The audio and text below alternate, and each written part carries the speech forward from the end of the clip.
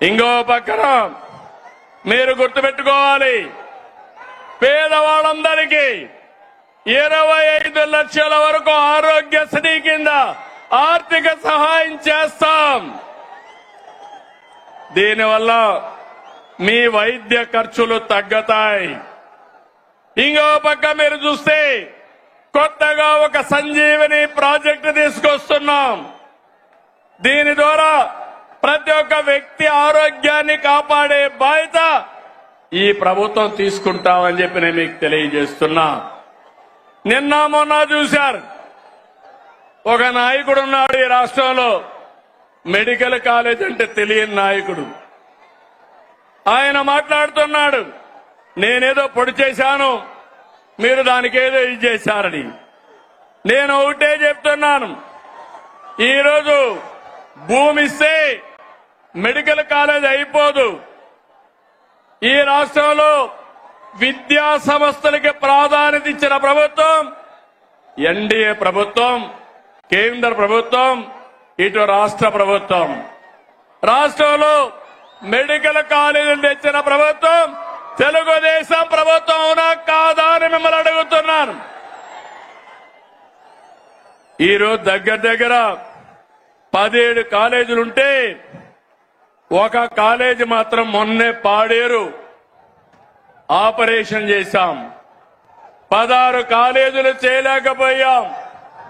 Foundation వేయడం, ribbon cut చేయడం, నేనేదో చేశామని చెప్పుకోవడం కాలేజీని నడిపే విధానం కాదు. అందుకే ఈరోజు ఈ ప్రభుత్వం పీపీపీ విధానం తీసుకొచ్చాం. ఆస్తి మనది, వేరే వాళ్ళు దాన్ని రన్ చేస్తారు, జవాబుదారీతనంగా ఉంటారు. దీనివల్ల 26, 27కు 4 కాలేజీలు వస్తాయి. 27, 28కి 7 కాలేజీలు వస్తాయి. దీనివల్ల 50% సీట్లు కన్వీనర్ కోటా కింద వస్తుంది. అది అంత మునుపు ఫీజుల కోసం పెట్టిన కాలేజీలు చూస్తే 42% వస్తాయి.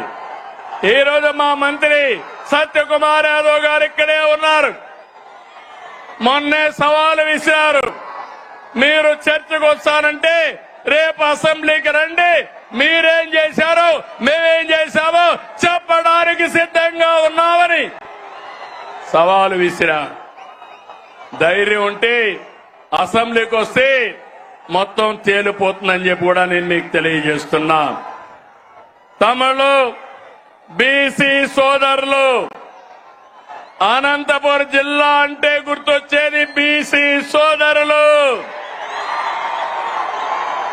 తెలుగుదేశం పార్టీకి వెన్నెముక బీసీ సోదరులు.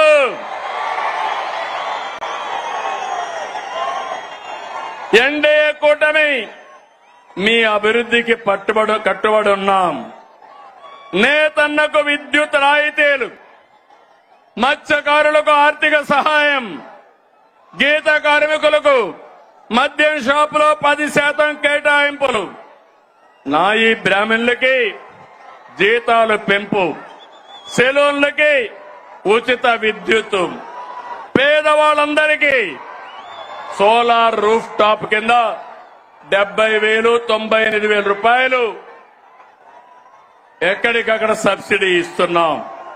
ఇలాంటి కార్యక్రమాలు ఇచ్చి అర్చకులకి, ఇమాములకి, మౌజములకి, పాస్టర్లకి ఆండ్రోరియం పెంచాం.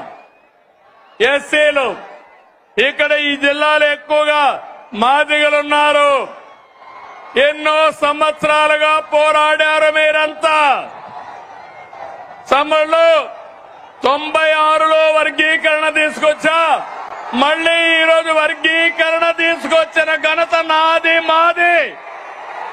అవునా కాదా అని మిమ్మల్ని అడుగుతున్నా. ఏం తమిళలో మీరు చెప్పమని అడుగుతున్నా. వర్గీకరణ సబబు అయితే గట్టిగా చెప్పండి, కూడా చెప్పండి, సబబు అని చెప్పండి. సామాజిక న్యాయం మా ధ్యేయం. అందరికీ న్యాయం చేయాలి. తమ్ముళ్ళు ఇక్కడ అందరికీ ఫోన్లు ఉన్నాయా? ఫోన్ నుండి చేలు పైకెత్తండి. మీకందరికీ ఫోన్లు ఉన్నాయి కాబట్టి ఒకప్పుడు ఆ ఫోన్లు రావడానికి నేనే కృషి చేశా, అవునా కాదా? నన్ను ఎగతాళి చేశారు, అవునా కాదా? ఇప్పుడు అడుగుతున్నా మిమ్మల్ని, ఆ ఫోన్లు ఉన్నాయి కాబట్టి మీరు ఏ ఆఫీసుకు పోయే పని లేదు. దర్జాగా వాట్సాప్ గవర్నెన్స్ తీసుకొచ్చాను. 700 సర్వీసులు మీ ఫోన్లోనే మీకు అందుబాటులో పెట్టిన ఘనత ఈరోజు కూటమి ప్రభుత్వాన్ని. ఏం తమ్ముడు వాట్సాప్ గవర్నెన్స్ తెలుసా అని మిమ్మల్ని అడుగుతున్నా. తెలుసు అంటే చెప్పండి, చేతులపైకి చెప్పండి. తెలియకపోతే తెలుసుకోండి. మీరెక్కడికి పోయే పని లేదు. మీ సెల్ ఫోనే మీ ఆయుధం.